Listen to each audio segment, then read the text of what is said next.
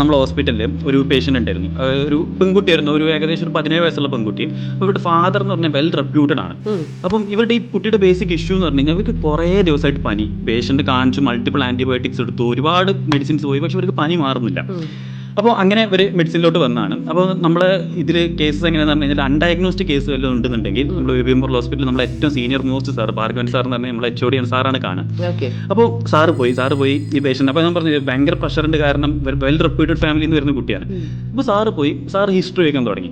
അപ്പോൾ ഈ സാറിൻ്റെ ഒരു പ്രത്യേകത എന്ന് പറഞ്ഞു കഴിഞ്ഞാൽ പണ്ടത്തെ കാലത്തെ ഡോക്ടർമാരുടെ പ്രത്യേകത എന്ന് പറഞ്ഞു കഴിഞ്ഞാൽ അവരുടെ ക്ലിനിക്കൽ സ്കിൽസിനാണ് ഏറ്റവും കൂടുതൽ ഇമ്പോർട്ടൻസ് കൊടുക്കുന്നത്. നമ്മൾ ഇപ്പോഴത്തെ ഡോക്ടേഴ്സ് എന്ന് പറഞ്ഞാൽ കുറച്ചും കൂടി ഇൻവെസ്റ്റിഗേഷൻ ബേസ്ഡ്, അതായത് സ്ക്രീനിൽ നോക്കാൻ USG എടുക്കുക, അതേപോലെ നേരെ ഇൻവെസ്റ്റിഗേഷൻ ബേസ്ഡ് ആണല്ലോ നമ്മൾ കാര്യങ്ങളെല്ലാം ചെയ്യും. അപ്പോൾ സാറ് വന്നിട്ട് സാറ് ഹിസ്റ്ററി ചോദിക്കുകയാണ്. അപ്പോൾ സാറ് കുട്ടിനോട് ഹിസ്റ്ററി ചോദിച്ചു. അപ്പോൾ കുറേ കാര്യങ്ങൾ പറയുന്നുണ്ട്. കുറേ കാര്യങ്ങൾ കുട്ടി പറയുന്നുണ്ട്, അവരുടെ ഫാദർ പറയുന്നുണ്ട്, ഇവരുടെ അമ്മച്ചി പറയുന്നുണ്ട്, കുറേ കാര്യങ്ങൾ പറയുന്നുണ്ട്. അപ്പോൾ ഇതൊക്കെ ഇങ്ങനെ കേട്ട് പോവാണ്. അപ്പം ഇപ്പോൾ ഞാൻ പറഞ്ഞല്ലോ, എനിക്കതിൽ എല്ലാ കാര്യങ്ങളും ഇപ്പോൾ ഇവിടെ പറയാൻ പറ്റില്ല. പക്ഷേ അവർ പറഞ്ഞതിലൊരു കാര്യം പറഞ്ഞത് എന്താണെന്ന് പറഞ്ഞു കഴിഞ്ഞാൽ ഇവർക്ക് കുറച്ച് ദിവസമായിട്ട് ഇങ്ങനെ നമ്മൾ മറ്റേ മുടി ചെയ്യുമ്പോൾ നന്നായിട്ട് മുടി കൊഴിഞ്ഞ് വരുന്നുണ്ടെന്ന്. അപ്പോൾ സാറും ഇത് കേൾക്കുന്നുണ്ട്, ഞാനും ഇത് കേൾക്കുന്നുണ്ട്. ഞാൻ വിചാരിച്ച പെൺകുട്ടികളല്ലേ, കുറേ മുടി ഉണ്ടാകും, കുറച്ച് മുടിയൊക്കെ കൊഴിഞ്ഞു പോലെ, എനിക്കത് അത്രേ ഉള്ളൂ. പക്ഷേ സാർ ഇത് കേട്ടുപോയപ്പോൾ സാറ് പ്രത്യേകിച്ച് ഒന്നും പറഞ്ഞില്ല. ഇതെല്ലാം കഴിഞ്ഞു, സാറിൻ്റെ എക്സാമിനേഷൻ എല്ലാം കഴിഞ്ഞു. എനിക്കിത് കഴിഞ്ഞിട്ടും എനിക്ക് ഡയഗ്നോസിനെ കുറിച്ച് ഒരു ക്ലൂ ഇല്ല, ഒന്നും മനസ്സിലായിട്ടില്ല. പക്ഷെ സാറ് എന്നിട്ട് ഫയൽ ചെയ്യാൻ തുടങ്ങി. സാർ ഹിസ്റ്ററി എഴുതി, എക്സാമിനേഷൻ എഴുതി. സാറിൻ്റെ ഫൈനൽ ഡയഗ്നോസ് സാർ ഇങ്ങനെ എഴുതിയത്, illness started as alopecia, kindly rule out systemic lupus എറിത്തമെറ്റോസിസ്.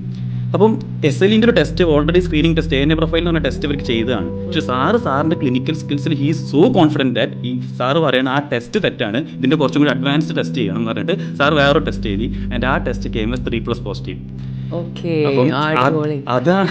Diagnosis ആയിപ്പോയത്.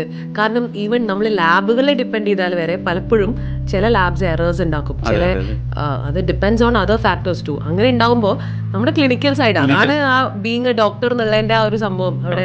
ആ ഒരു സാധനം ശരിക്കും എനിക്ക് ഭയങ്കര ഒരു സ്റ്റിമുലേഷൻ തന്നു. കാരണം എന്താ വെച്ചാൽ ഇൻവെസ്റ്റിഗേഷൻ തെറ്റാന്ന് പറഞ്ഞൊരു സംഭവം സാറിന്റെ എക്സ്പീരിയൻസ് വെച്ചിട്ട്, അതായത് സാറ് ഇപ്പോൾ ആ ഒരു പേഷ്യൻ്റ് 5 മിനിറ്റ് കാണുമ്പോൾ സാറിന്റെ 50 വർഷത്തെ എക്സ്പീരിയൻസ് ആണ് ആ 5 മിനിറ്റിൽ കാണിക്കുന്നത്. കാരണം ഞാൻ കേട്ടതും ഞാൻ കണ്ടതും തന്നെയാണ് സാറും കണ്ടത്.